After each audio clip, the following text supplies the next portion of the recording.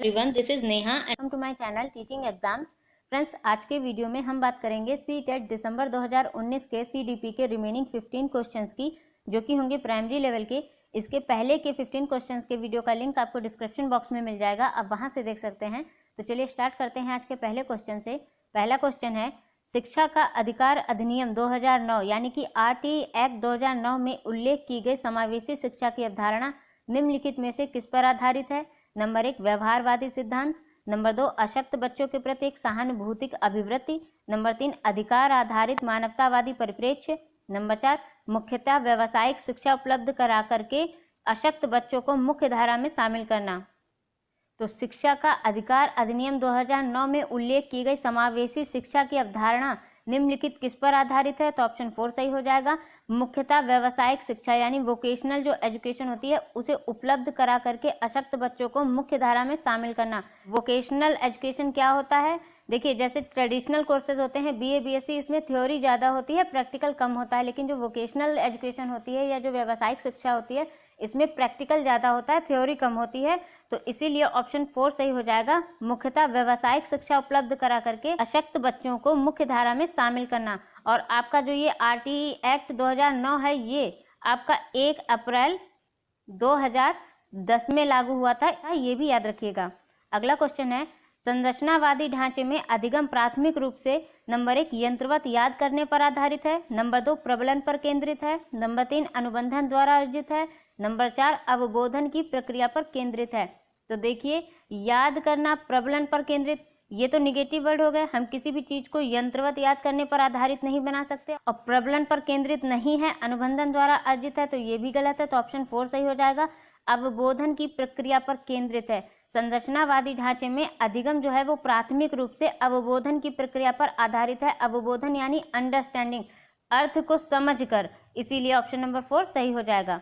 अगला क्वेश्चन है, अनेक घटनाओं के बारे में बच्चों के द्वारा बनाए गए सहजानुभूत सिद्धांतों के संदर्भ में एक शिक्षिका को क्या करना चाहिए? नंबर 1, बच्चों के इन सिद्धांतों को अनदेखा करना चाहिए। नंबर 2, बच्चों को दंडित करना चाहिए। नंबर 3, बार बार याद करने के द्वारा एक सही सिद्धांत से बदल देना चाहिए। नंबर 4, प्रतिकूल प्रमाण एवं उदाहरणों को प्रस्तुत करके बच्चों के इन सिद्धांतों को चुनौती देनी चाहिए। तो देखिए, अनेक घटनाओं के बारे में बच्चों के द्वारा बनाए गए सहजानुभूत सिद्धांतों के संदर्भ में एक शिक्षिका को क्या करना चाहिए? बच्चों की किसी भी एक्टिविटी को हम अनदेखा नहीं कर सकते, तो ऑप्शन 1 गलत हो जाएगा। बच्चों को दंड हम कभी नहीं दे सकते, तो ऑप्शन 2 भी गलत हो जाएगा। बार बार याद करना यानी रोट लर्निंग भी गलत होगी, तो ऑप्शन नंबर 4 सही हो जाएगा। प्रतिकूल प्रमाण एवं उदाहरणों को प्रस्तुत करके बच्चों के इन सिद्धांतों को चुनौती देनी चाहिए।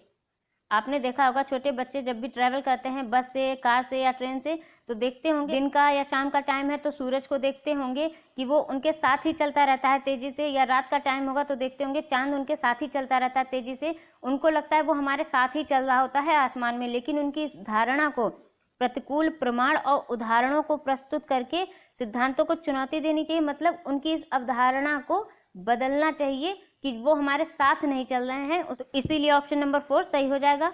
अगला क्वेश्चन है, छात्र केंद्रित शिक्षा शास्त्र की क्या विशेषता है?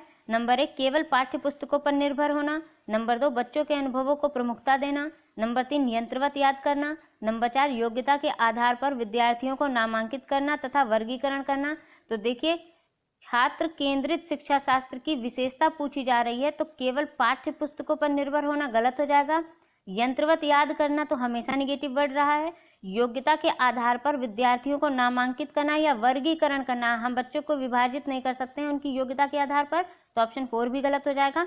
ऑप्शन नंबर 2 सही हो जाएगा। छात्र केंद्रित शिक्षा शास्त्र की विशेषता होती है बच्चों के अनुभवों को प्रमुखता देना, ऑप्शन नंबर 2 सही हो जाएगा। अगला क्वेश्चन है, संवेग एवं संज्ञान एक दूसरे से क्या है? नंबर 1, पूर्णतया अलग। नंबर 2, स्वतंत्र। नंबर 3, सन्निहित। या फिर नंबर 4, संबंधित नहीं। तो संवेग और संज्ञान एक दूसरे से सन्निहित है, तो ऑप्शन नंबर 3 सही हो जाएगा। देखिए, जब आपका मन अच्छा होता है तब आप हर कार्य को एक अच्छे तरीके से कर सकते हैं, अपना उसमें बेस्ट दे देते हैं। ठीक है, मान लीजिए आपका शारीरिक स्वास्थ्य अच्छा नहीं है और आपको पढ़ना है, तो आप पूरे मन से नहीं पढ़ सकते हैं क्योंकि आपका माइंड जो है वो एक्टिव नहीं है पढ़ाई के लिए। लेकिन अगर आपका स्वास्थ्य अच्छा है, आपका शारीरिक स्वास्थ्य अच्छा है, आप मन से खुश हैं, संतुष्ट हैं, रिलैक्स हैं, तो आपका पढ़ाई में मन लगेगा, आप रिलैक्स होकर 100% अपनी पढ़ाई को दे पाएंगे। तो क्या संवेग और संज्ञान एक दूसरे से हैं सन्निहित हैं। तो ऑप्शन 3 सही हो जाएगा। अगला क्वेश्चन है, संरचनावादी सिद्धांतों के अनुसार अधिगम के बारे में निम्नलिखित कथनों में से कौन सा सही है? नंबर 1, अधिगम पुनरुत्पादन एवं स्मरण की प्रक्रिया है। नंबर 2, अधिगम यंत्रवत याद करने की प्रक्रिया है। नंबर 3, अधिगम आवृत्तीय संबंध के द्वारा व्यवहारों का अनुबंधन है। या फिर नंबर 4, अधिगम सक्रिय विनियोजन के द्वारा ज्ञान की संरचना की प्रक्रिया है। तो देखिए, याद करना, स्मरण की प्रक्रिया, तो ये गलत हो जाएगा। आवृत्ति संबंध के द्वारा व्यवहारों का अनुबंधन है, तो ये भी गलत हो जाएगा।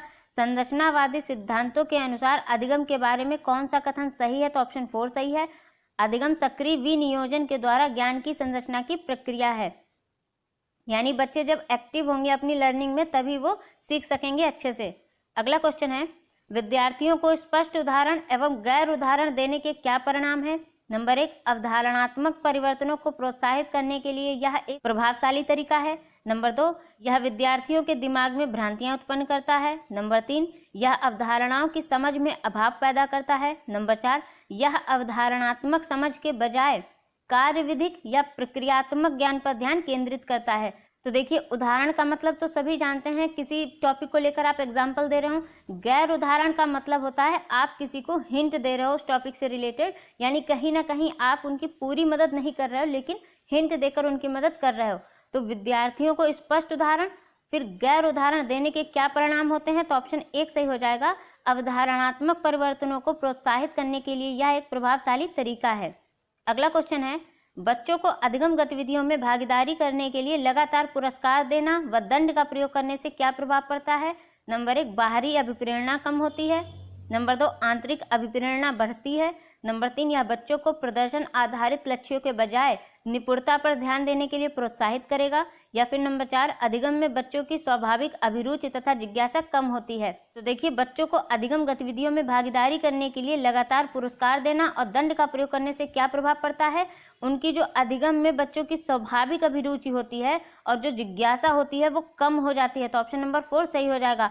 आप बच्चों के हर एक अच्छे काम के लिए उन्हें पुरस्कार देते रहेंगे और हर एक गलत काम के लिए उन्हें दंड देते रहेंगे तो उनमें आंतरिक अभिप्रेरणा खत्म हो जाएगी और बाहरी अभिप्रेरणा भी समय के साथ साथ कम होती जाएगी। और सही होता है। अगला क्वेश्चन है, निम्नलिखित में से कौन सी प्रथाएं सार्थक अधिगम को बढ़ावा देती हैं? नंबर 1, शारीरिक दंड। नंबर 2, सहयोगात्मक अधिगम पर्यावरण। नंबर 3, सतत एवं समग्र मूल्यांकन। नंबर 4, निरंतर तुलनात्मक मूल्यांकन। तो पूछा जा रहा है कि कौन सी प्रथाएं सार्थक अधिगम को बढ़ावा देती हैं? तो शारीरिक दंड तो नहीं देती हैं, तो ऑप्शन 1 गलत हो जाएगा। सहयोगात्मक अधिगम पर्यावरण सही है। फिर देखते हैं सतत एवं समग्र मूल्यांकन, तो ये भी सही है। निरंतर तुलनात्मक मूल्यांकन नहीं करते, तो ये भी गलत है। तो पॉइंट नंबर हमारा सही हो जाता है 2 और 3, तो ऑप्शन नंबर सही होता है 2। अगला क्वेश्चन है, शिक्षक बच्चों की जटिल अवधारणाओं की समझ को किस प्रकार सहज कर सकते हैं? नंबर 1, एक व्याख्यान देकर। नंबर 2, प्रतियोगितात्मक अवसरों की व्यवस्था करके। नंबर 3, बार बार यांत्रिक अभ्यास के द्वारा। या फिर नंबर 4, अन्वेषण एवं परिचर्चा के लिए अवसर उपलब्ध करा के। तो देखिए, शिक्षक बच्चों की जटिल अवधारणाओं की समझ को किस प्रकार सहज कर सकते हैं, यानी बच्चों की जो जटिल अवधारणाएं हैं उनको सरलता से उन्हें कैसे समझा सकते हैं? तो ऑप्शन 4 सही हो जाएगा। अन्वेषण एवं परिचर्चा के लिए अवसर उपलब्ध करा के। अगला क्वेश्चन है, एक प्राथमिक विद्यालय की अध्यापिका बच्चों को एक प्रभावशाली समस्या समाधानकर्ता बनने के लिए किस प्रकार से प्रोत्साहित कर सकती है? नंबर 1, प्रत्येक छोटे कार्य के लिए भौतिक पुरस्कार देकर। नंबर 2, केवल प्रक्रियात्मक ज्ञान पर बल या महत्व देकर। नंबर 3, गलत उत्तरों को अस्वीकार करके एवं दंडित करके। नंबर 4, बच्चों को सहजानुभूत अनुमान लगाने के लिए प्रोत्साहित करके तथा उसी पर आधारित विचार मंथन करके। तो देखिए, जितने भी निगेटिव सेंस के जो ऑप्शन होते हैं हम उनको डिलीट कर देते हैं। जैसे प्रत्येक छोटे कार्य के लिए भौतिक पुरस्कार देकर, अब हम छोटे कार्यों के लिए भौतिक पुरस्कार देने लगेंगे। तो हमने पिछले क्वेश्चन में पढ़ा है कि जो उनकी अधिगम में स्वाभाविक अभिरुचि होती है वो कम हो जाती है, उनकी जिज्ञासा कम हो जाती है, तो हम उन्हें प्रत्येक छोटे कार्य के लिए पुरस्कार नहीं देंगे। तो ऑप्शन 1 गलत हो जाएगा। फिर केवल प्रक्रियात्मक ज्ञान पर बल या महत्व देकर, तो ये भी गलत हो जाएगा। केवल प्रक्रियात्मक ज्ञान पर हम बल नहीं देंगे। गलत उत्तरों को अस्वीकार करके एवं दंडित करके, तो हम दंड का प्रयोग नहीं करेंगे। तो ऑप्शन नंबर 3 भी गलत हो जाएगा। तो ऑप्शन 4 ही बचता है, तो वही सही होगा। एक प्राथमिक विद्यालय की अध्यापिका बच्चों को एक प्रभावशाली समस्या समाधानकर्ता बनने के लिए किस प्रकार प्रोत्साहित कर सकती है? बच्चों को सहजानुभूत अनुमान लगाने के लिए प्रोत्साहित करके तथा उसी पर आधारित विचार मंथन करके। अगला क्वेश्चन है, निम्नलिखित अवधि में से किसमें शारीरिक वृद्धि एवं विकास तीव्र गति से घटित होता है? नंबर 1 शैशवावस्था एवं प्रारंभिक बाल्यावस्था, नंबर 2 प्रारंभिक बाल्यावस्था एवं मध्य बाल्यावस्था, नंबर 3 मध्य बाल्यावस्था एवं किशोरावस्था, या फिर नंबर 4 किशोरावस्था एवं वयस्कता। तो निम्नलिखित अवधि में से किसमें शारीरिक वृद्धि एवं विकास तीव्र गति से घटित होता है? तो ऑप्शन 1 सही हो जाएगा, शैशवावस्था एवं प्रारंभिक बाल्यावस्था। अगला क्वेश्चन है, निम्नलिखित में से कौन सा विकास का सिद्धांत नहीं है? नंबर 1 विकास जीवन पर्यंत होता है, नंबर 2 विकास परिवर्त्य होता है, नंबर 3 विकास आनुवांशिकता एवं पर्यावरण दोनों के द्वारा प्रभावित होता है, नंबर 4 विकास सार्वभौमिक है तथा सांस्कृतिक संदर्भ इसे प्रभावित नहीं करते। तो देखिए इसमें पूछा जा रहा है कि कौन सा विकास का सिद्धांत नहीं है, तो ऑप्शन नंबर सही हो जाएगा 4 विकास सार्वभौमिक है तथा सांस्कृतिक संदर्भ इसे प्रभावित नहीं करते, जबकि सांस्कृतिक संदर्भ इसे प्रभावित करते हैं। तो पूछा जा रहा है विकास का सिद्धांत नहीं है, तो ऑप्शन 4 गलत हो जाएगा। ठीक है, विकास जीवन पर्यंत होता रहता है, विकास परिवृत्ति भी होता है, तो और विकास आनुवांशिकता एवं पर्यावरण दोनों के द्वारा प्रभावित होता है। तो तीनों पॉइंट सही है। पूछा जा रहा है कि कौन सा पॉइंट गलत है, तो ऑप्शन 4 सही हो जाएगा। विकास सार्वभौमिक है तथा सांस्कृतिक संदर्भ इसे प्रभावित नहीं करते, तो ये गलत हो जाएगा।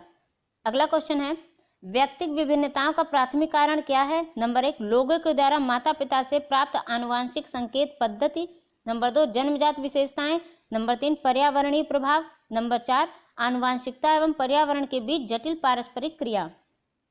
तो व्यक्तिगत विभिन्नताओं का प्राथमिक कारण क्या है? तो ऑप्शन 4 सही हो जाएगा, आनुवांशिकता एवं पर्यावरण के बीच जटिल पारस्परिक क्रिया। अगला क्वेश्चन है, निम्नलिखित में से कौन सा द्वितीयक सामाजिकरण एजेंसी का उदाहरण है? नंबर 1 परिवार एवं पास पड़ोस, नंबर 2 परिवार एवं मीडिया, नंबर 3 विद्यालय एवं मीडिया, नंबर 4 मीडिया एवं पास पड़ोस। तो देखिए यहाँ पर द्वितीयक सामाजिकरण एजेंसी का उदाहरण पूछा जा रहा है, तो ऑप्शन 3 सही हो जाएगा, विद्यालय एवं मीडिया। और अगर प्राथमिक सामाजिकरण की बात करेंगे तब प्राथमिक सामाजिकरण होता है परिवार एवं पास पड़ोस, लेकिन पूछा जा रहा है द्वितीयक सामाजिकरण एजेंसी, तो ऑप्शन 3 सही हो जाएगा यहाँ पर, विद्यालय एवं मीडिया। तो ये थे 15 क्वेश्चन सीडीपी के। होपफुली फ्रेंड्स आपको सारे क्वेश्चन समझ में आए होंगे।